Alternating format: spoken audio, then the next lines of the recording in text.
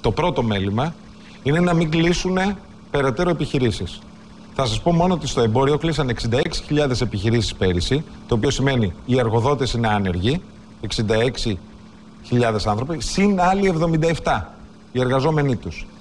Λοιπόν, το πρώτο μέλημα λοιπόν είναι να αποκαταστήσουμε τη ρευστότητα. Πώς γίνεται η αποκατάσταση της ρευστότητας?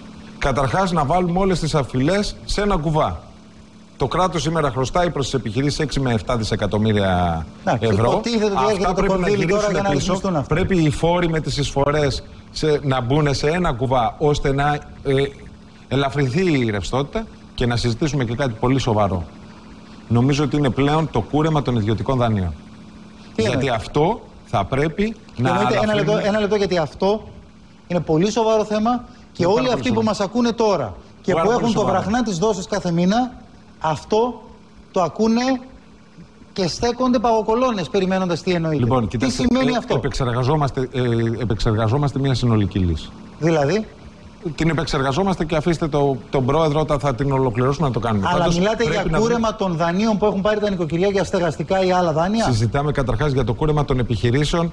Των επιχειρηματικών. Θα σας πω μόνο, και το ξέρει ο πρόεδρος του Εργατικού Κέντρου πολύ καλύτερα από μένα, ότι όλοι προσπαθούν να είναι ταμιακώς εντάξει με τις επιταγές τους στις τράπεζες οι επιχειρήσεις, αλλά ξεχνάνε να πληρώσουν τις ασφαλιστικές εισφορές. 11 δις είναι τα χρωστούμενα στα ασφαλιστικά ταμεία. Αυτή η μαύρη τρύπα είναι ακόμα μεγαλύτερη βόμβα προς τον εργαζόμενο. Επειδή ρίξατε στο τραπέζι κάτι που επιμένω να λέω είναι πολύ μεγάλη σημασία, πρέπει να το κάνουμε και τίτλο.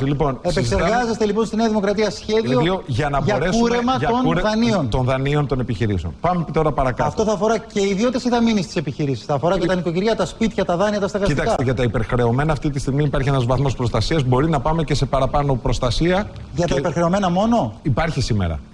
Εσείς θα μιλήσετε μόνο για τα υπερχρεωμένα ή για όλα? Να πάει και παραπάνω. Επεξεργαζόμαστε τα στοιχεία και γι' αυτό δεν θέλω να σας πω παραπάνω. Για τις επιχειρήσεις. Για τις επιχειρήσεις είναι βασικό. Που είναι σε δύσκολη θέση ή για όλες τις επιχειρήσεις? Κοιτάξτε, αυτό σας εξηγώ. Ότι δεν είναι μόνο οι επιχειρήσεις που δεν πληρώνουν τα δάνειά τους.